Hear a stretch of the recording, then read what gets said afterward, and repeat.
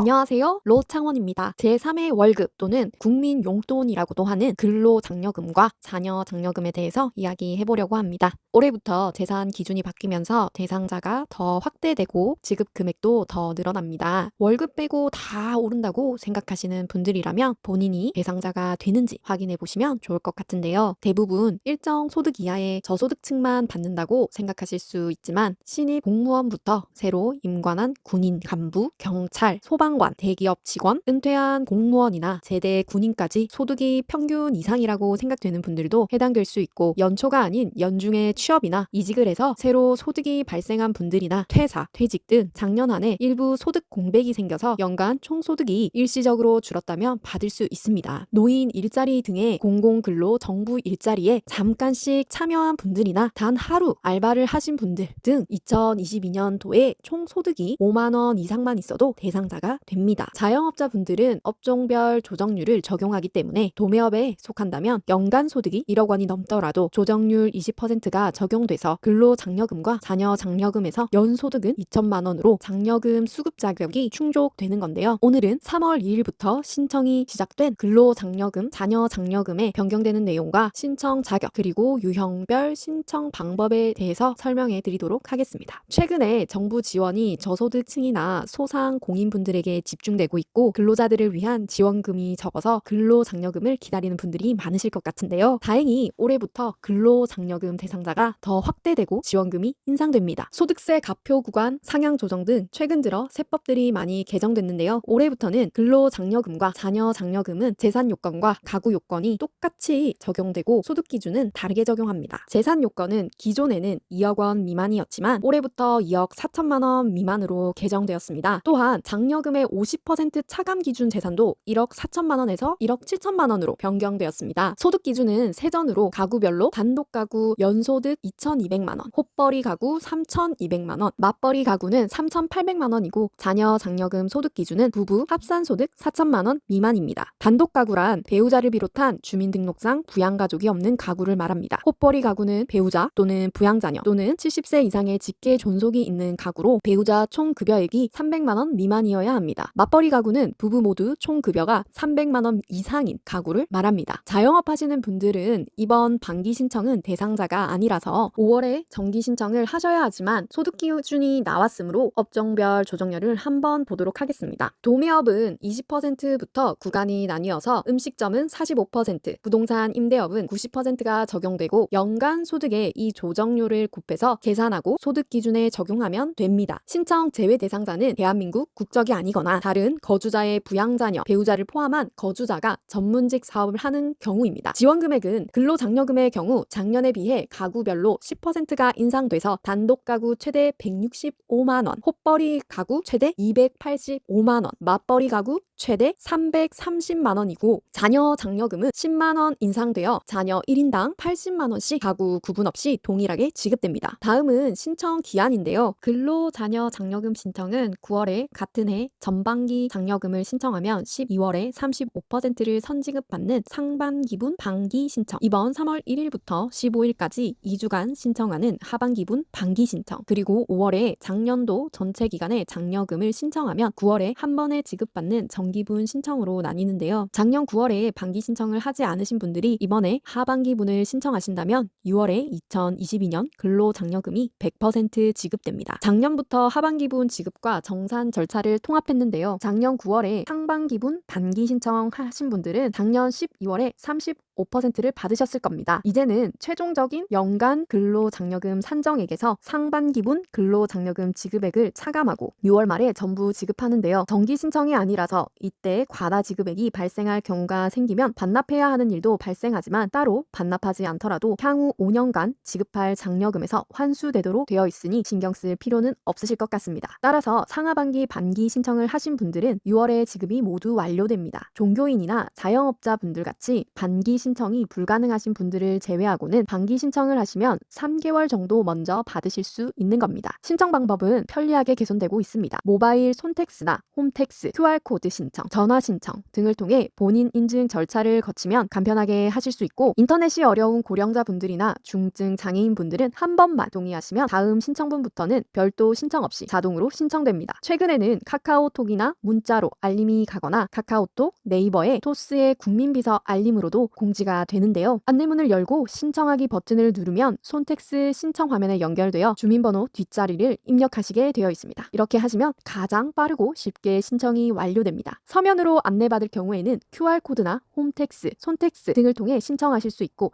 ARS 1544-9944로 전화하셔서 음성 안내에 따라 신청하실 수 있습니다. 모바일도 서면 안내문도 못 받은 분들은 PC로 홈택스에 접속하셔서 로그인하시고 신청 제출 메뉴나 복지 이음 배너에 근로 자녀 장려금 메뉴에서 신청하기, 일반 신청하기로 들어가시면 인증서 로그인을 통해 소득 자료를 불러와서 확인하고 신청하실 수 있습니다. 오늘은 올해부터 달라지는 근로자녀 장려금에 대해 설명드렸는데요. 어떤 분들은 330만 원에 해당하는 금액을 받는 분들도 계시고, 소득 구간에 따라 10만 원 미만으로 받게 되는 분들도 계시지만, 고물가, 고금리 시대에 조금이라도 지원이 된다는 건 정말 좋은 일이겠죠. 올해에는 대상자가 더 확대되니까 작년에 못 받으셨던 분들도 자격이 되는지 꼭 확인해 보시고 신청하시기 바랍니다. 모든 것이 편리해지고 자동화가 된다고 하지만 복지제도는 신청을 해야 받을 수 있습니다. 잊지 말고 꼭 신청하셔서 도움이 될 수 있도록 하셨으면 좋겠습니다. 끝까지 시청해 주셔서 감사합니다.